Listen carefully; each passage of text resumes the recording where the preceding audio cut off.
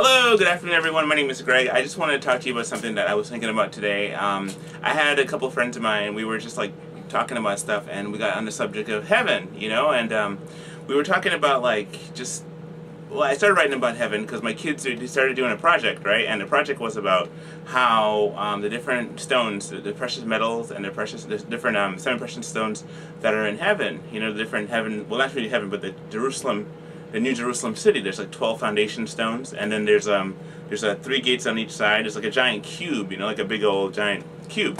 And so one of the things about it is that we were just talking about like how how amazing, how immense it is, and then the Bible has a specific. It talks about the measurements of this building and how big it is. It's actually it's 12,000 furlongs, which is equivalent to 1,500 miles. That's 1,500 miles, and it's a cube, so it's like 1,500 miles this way, 1,500 miles that way, and since it's a cube, it's 1,500 miles that way as well. So it's a giant square. I'll put a little image there for you. You see a little giant square, and on each of the square, the foundation stones are 12 different foundations, and it's the heavenly city of the New Jerusalem. So, pretty much there's been a lot of talk of the flat Earth movement, and there's been a lot of things in terms of, the Earth being flat. And one of the things we were talking about, my friends and I were talking about, was just about the measurements. Now, according to the measurements, the Bible says that we don't know certain things. So let's talk about that, certain things we don't know. One thing we do know, we'll talk about what we know and what we don't know. For one, the shape of the Earth. For the most part, though, according to sciences, they're saying that the shape of the Earth is roughly 24,901 miles in circumference, the whole size of the Earth. And what happens is that how they got to that was, Eratosthenes, he had a situation where he measured the light that fell in the well where he was at, and he had a friend of his also measure what the light was on noon. It's a long story, you can look it up, but pretty much what happened was that he used that to determine how far of the arc was, and he measured it, and he said, okay, this is how long and how big the Earth is, and he found the circumference of the Earth, which is based on the radius of the Earth, and he just a whole series of math, which came down to he figured that the radius of the Earth is about 3,959 miles, and so he was able to do the math on that and said that if you slice it into little slices of 360, equals to 24,901 miles is the shape of the Earth. Now you have different people talking about the size of the Earth, from like Neil deGrasse Tyson saying that the Earth itself is no longer is a full circle. It's actually, or full sphere, it's actually an oblate spheroid, and because it's oblate spheroid, it's one of those things that it's a little bulgier in the middle than it is on top and on the bottom, so it's based on this Earth's rotation. Now, I hold to the flat Earth view. I'm a Christian, and I hold that to that Earth's being flat. And so what happens is that I believe that when God created the world, He made it all flat, and that He made everything up is up, down is down, and the horizon. When you look at the horizon, no matter where you are in terms of the Earth, it's always level and it's flat, and it's always a flat line. That means that the horizon line rises up to meet you wherever you are. So I've been on many airplane flights, and I've done a lot of travel all over the place, all over the world. Not all over the world, pretty much in the northern hemisphere and once to the southern hemisphere. Well, not to the equator, but one time, everywhere we travel, I've always looked out the window and take video footage and pictures of this trip, and long story short, what happens is that I've always seen it to be a straight line, and no matter how high I've gone, it's always been a straight line. So that's one of those things that, we're constantly just, thinking about and looking at, and the more, I just recently got into the flat Earth movement back in 2015. A friend of mine, she got me onto it, and showed me some of the things, the 200 proofs of Eric DeBay, and after I saw that, I said to myself, you know what, I had to look this into myself, and up at that point I would always have my questions, but here am I digressing. Let me just go back to the main point.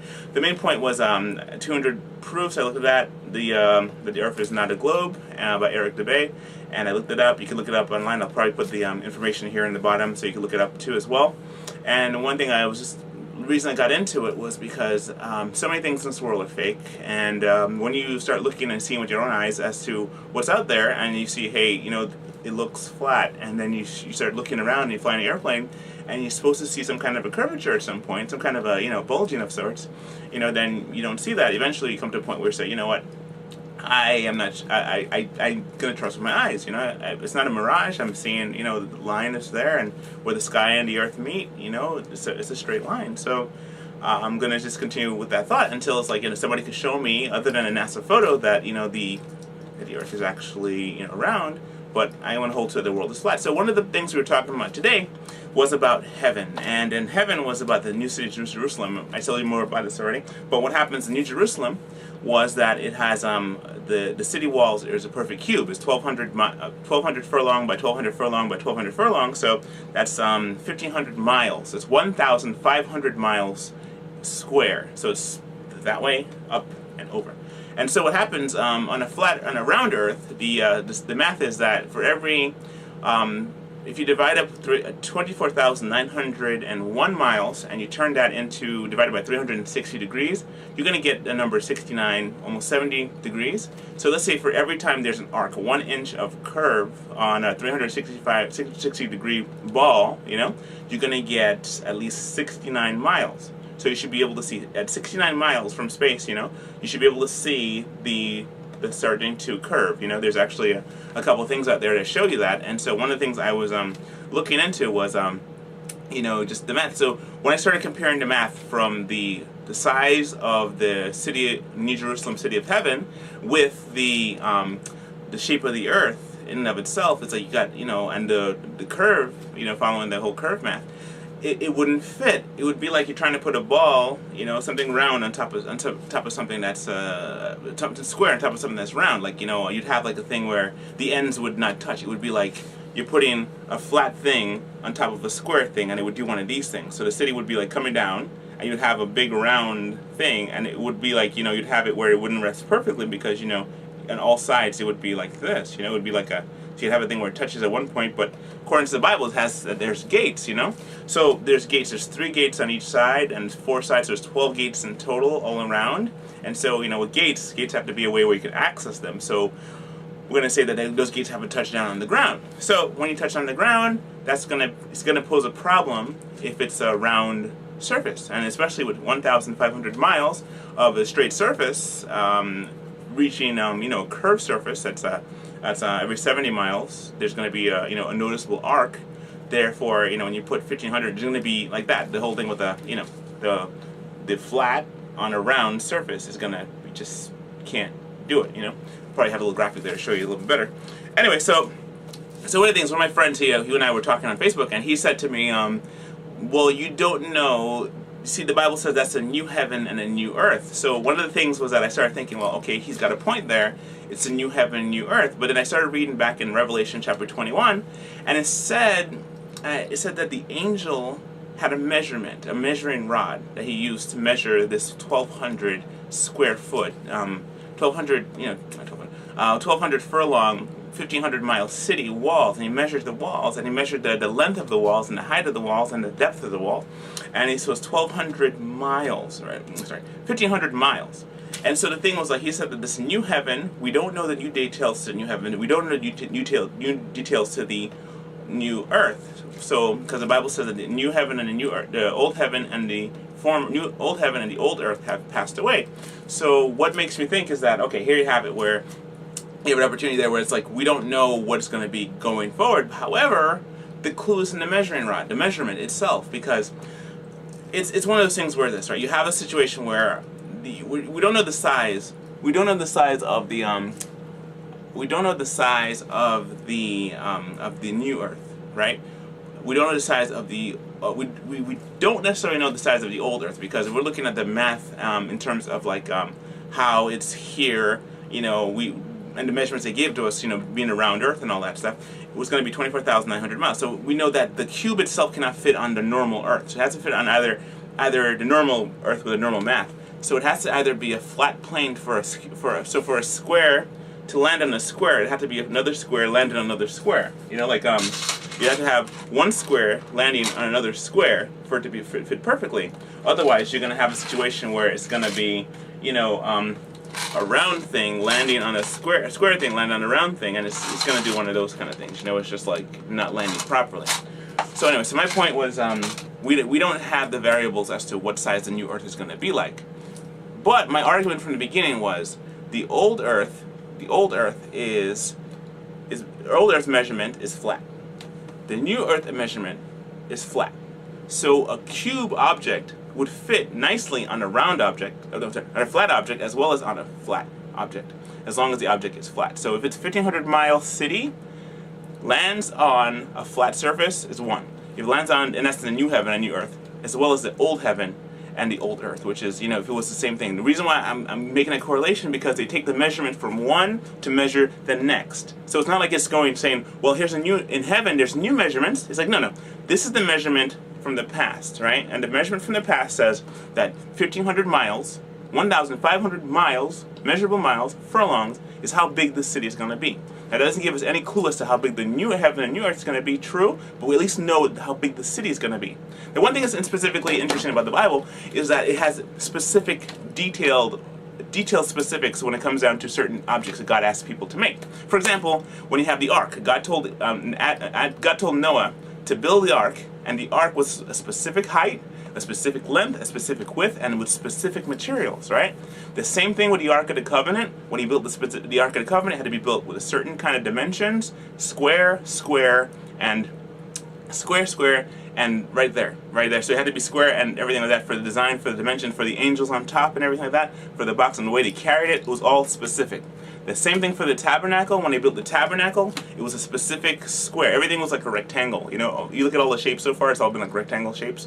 You have the ark is a giant rectangle box.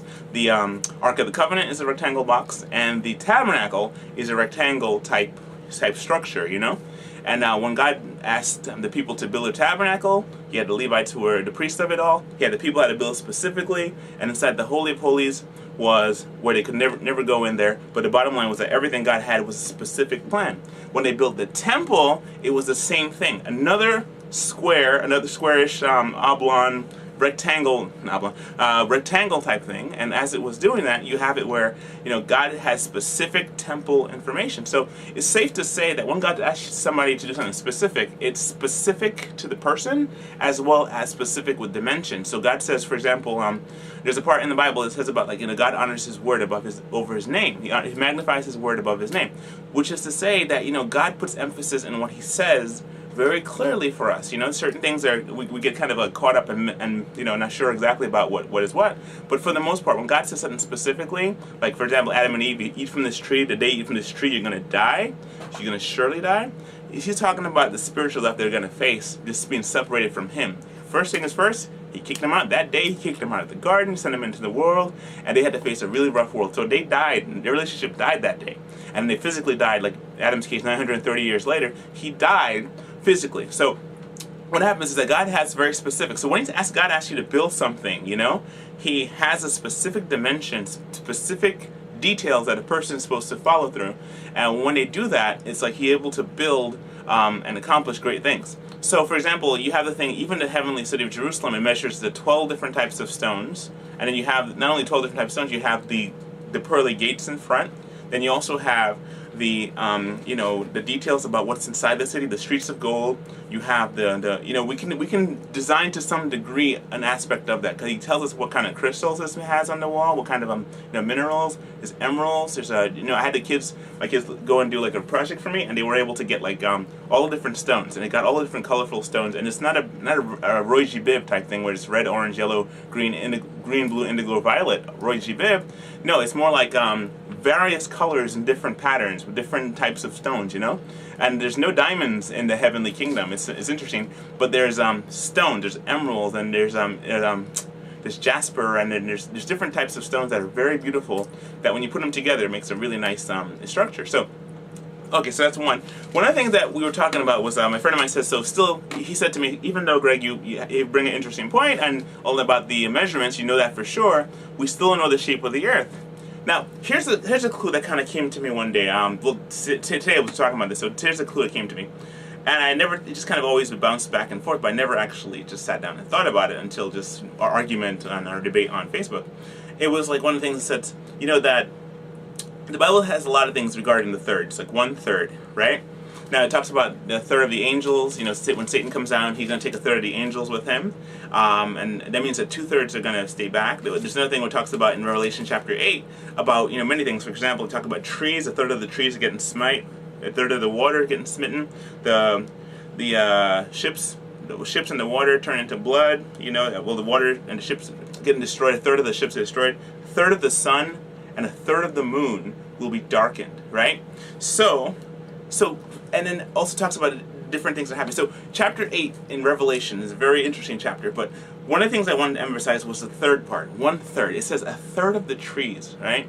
1/3. So in order for you to know something is a third, you have to know the whole pie. So for example, let's say if you have a cup, right? And the cup, you fill up a third of the cup, right? That means that the cup is divided into pieces. You got 1, you got 2, and then it's, well, pretty much make it bigger. Let's say this here.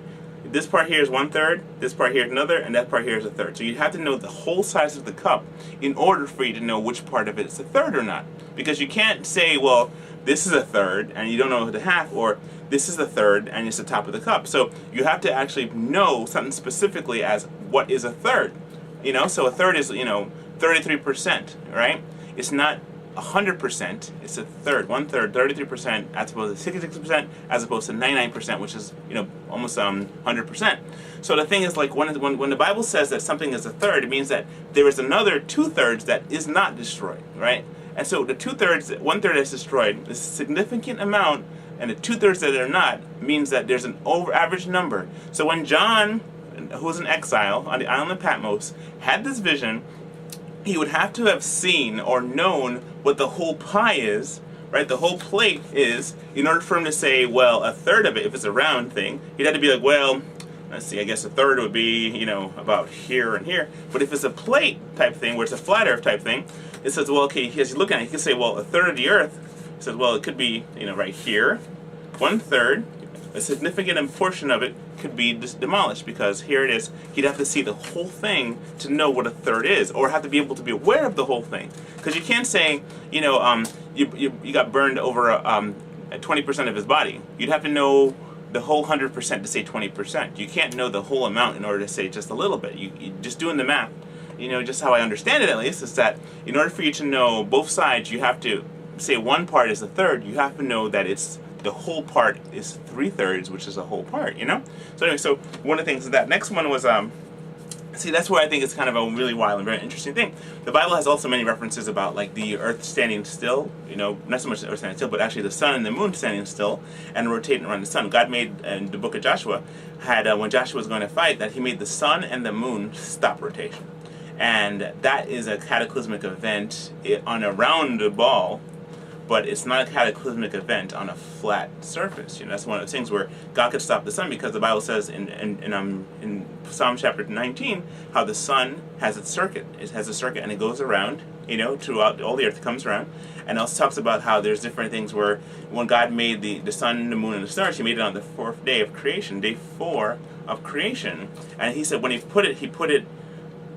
It was for 3 days. First day, day 1, day 2, day 3 had no sun, moon, or stars. Okay, so it was, but it was still morning and the evening was the first day, morning and the evening was the second day, morning and evening was the third day, and then the 4th day, God created the sun, moon, and stars. So on day 4, it was sun, moon, and stars.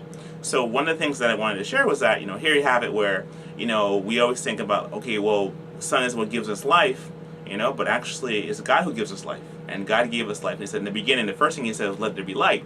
Now, it wasn't the sunlight, because the sun didn't happen until day 4. So it had to be some other light. And then the Bible talks about how He separated the waters on the second day, and He created dry land. And also day 3, He put the fruit trees, and He set up the fruit tree. But one of the things on day 1 also, day 2, was also He created the firmament. The firmament is known as the expanse, right? And so they call it the dome, the vault, and so it's the expanse. So what happened when God created the sun, moon, and stars on day 4? He put the sun and the moon and the stars that we normally think outside of the firmament underneath the firmament. The Bible says He separated the waters above from the waters beneath. And not only that, He said divided the waters above. Divide. I always think divide is like when you cut something, divide usually is by 2. You can't really divide by 1. You could only divide by 2. So in order for it to be divided, He divided the waters above from the water beneath, and He put it in a firmament. So the people have done this with bubbles, and they put them underwater. And what happens is that there's an air pocket, and the air pocket keeps the air inside, and it's not escaping out into the thing because the pocket keeps it out. Some people call this the Van Allen belt, and that what keeps us from going to the moon. But here's a thought about that. It's a side thought. But if the sun, moon, and stars are underneath the Van Allen belt, then we could probably get to the moon. But the moon, according to the scriptures, has its own light, and also the sun's a light, the stars are a light, the moon is a light, and the planets are all luminaries. So we would never actually be able to land on the moon. So anyway, that's another thought for you there. I'm going to talk about that. But for the most part, though, the firmament, he put the water above, and he had the water below, separated by the firmament, and we are in this little dry land area underneath this firmament. Like we're inside of a little terrarium, a giant terrarium with the sun, moon, and stars all inside with us. So what happens is this, where God is able to stop the sun, moon, and stars from rotating, which is no biggie, because if we're not rotating through space, and we're actually fixed on a position, and God stops the things that are inside rotating, that's not going to mess us up on the ground too much, because we're, up is up, down is down. However, when it comes down to the whole baller thing, if God was to stop the rotation of the sun, moon, and stars, that would cause so many things, because if we were rotating around the sun and he stopped it, well, it said that the sun and moon stopped it. So you put it together for yourself. That's a thought right there, because the Bible says that the sun and the moon stopped. So it didn't say the earth stopped. It said the sun and the moon stopped. Anyway, but look that up for yourself, and I'll have all the verses there. But one of the things I just want to talk to you again real quick, just sum it up. One, that the heavenly city of Jerusalem is 1,500 miles, a cube. Square in every direction, a big old box, like the Star Trek Borg ship, big old cube, or a block, like a cell block. The other one, too, is you have that number 2, the thirds. In order for you to have a third, you need to know the whole pie, because you can't have something that's a third and be 100% sure about what it is if you don't know the whole amount about it, what it is. So, for example, if it's a third of mankind, it means you have to know all the numbers of everybody in order to say a third of mankind, or you have to know all the numbers of all the landscape in order to say, half the planet, or a third of the planet, or a quarter of the planet. That's what I was saying about the surveys. When people say, when the survey says, and these people have the surveys, and I don't have anybody come into my house asking me about a survey, it just doesn't happen to me. But what happens is that these people do the surveys and they do an approximation, but then when it says like something specific, like, okay, this is exactly how many miles, and it says a third of all the animals, or a third of all the trees, or a third of all the ships, or a third of all the sea, or a third of the sun, a third of the moon is darkened. And God shows these things. He says you have to know the whole pie in order for you to be able to give a third amount. That's something very interesting there. And the last thing is that you want to talk about is it's just pretty much, more importantly, most importantly, is that, and summation, just want to say that, the flat earth is one of those things that I just feel as though it's an opportunity for us to just kind of like look at science a little differently. Science is about knowledge and about being able to recreate stuff, be able to do stuff, and it's about knowledge. So, there's always going to be somebody who has a point of view on something, or a different point of view, so you have to kind of like let people have an opportunity to share and what they think about. So, for the most part, though, I just thought that, this is a great thing, because, for a long time I always thought, hey, what about the satellites? What about this? What about that? In terms of flat Earth, how can that be? But I thought, well, what if the Earth really is flat? And then the more I looked into it, the more it started making sense to me that pretty much up is up, down is down. The Bible says about the pillars, and he starts a line on the Earth. But the thing is, one thing I wanted to say, that the most important thing is knowing Jesus, and this is, I don't want this to be anything kind of divisive or any kind of thing where it kind of keeps people from knowing that. I know just the mere mention of this is something, it just touches on some kind of nerve in a person's heart that I could say anything else about anything, and it won't hurt you as much as the whole flat earth thing, because from the time we're a baby, we are taught that the world is a circle, is a big old sphere. Not a circle, but a sphere, and we live on it. We live upside down, right side up, all around the planet, and we're spinning 1,000 miles an hour as we're going through the Milky Way, and so we've been taught that, and the movies emphasize that and everything, but all too often the movies don't emphasize things about who God is and what He's all about. Now, what gave me such joy was just talking about the heavenly city. Like, there's certain things that just gives me such joy to know that we can actually have a specific number about that, Like when Jesus died, He was buried. 3 days later, He rose again. 3 days, He rose again. And pretty much He stayed on the ground, He stayed on the earth for 40 days. He stayed walking around, in a new body, 40 days. And after that, He ascended into heaven. He says, I'm coming quickly. I'm coming to get you, coming back for my kids quickly. He said, also in my Father's house are many rooms, many mansions. And one of the things that's really cool, that this heavenly city is a mansion for all of us who want to live with God and want to get to know Him more. So one of the things I think is really awesome is that you have all these really wonderful things in the Bible and specifics. Like you think about the Ark, and you think about the Ark of the Covenant, you think about the temple, you think about the tabernacle, you think about this heavenly city, and everything pertaining to God and His holiness and His righteousness has a specific number. You know, God has 12 tribes, and 3 days, and the 7 days, 6 days of creation, and the 7th day He rested as a model for us. There's so many things for us to look into, and so one of the things I just want to say is this, that look into this, have an open mind about it, just kind of, have fun with it. We all know about the spherical Earth. We all grew up with that, and so just this different point of view in terms of like the flat Earth is something that you want to take a look at, and you just want to see it for yourself. So, so my name is Greg Valentine, and I'm a flat earther, and pretty much I'm not sure about the whole infinite plane thing, because I would kind of just switch everything up a little bit, because you can't really measure a third of an infinite plane, but anyway, nevertheless, you let those people who are infinite plane people believe, and have opportunity as well, because they have their belief, as well as I just want to say that then thank you all for watching and for listening, and I just want to say, thank you again for staying this long, just to hear what I had to say. So for the most part, though, I still love Jesus, and I think Jesus is awesome, and I think He died on the cross for my sin. He was buried, rose again the 3rd day, and I accepted Him as my Savior when I was 7 years old. And I served in ministry for many years, and I still love Jesus, and I tell everybody who I meet about Him still. So, just want to let you know that, and thank you for watching, and have a good day, and please subscribe, and tell your friends, or if you have any questions, please leave in a comment down below, and I'd love to try and address some of your questions. I don't know everything. I'm still learning, the learning process, and one of the things I just think about life is that life is so filled with, you think you know everything, and all of a sudden you get hit with something that just totally blows your mind. So, that's kind of the thing. So, I just want to say thank you again, and have a good day.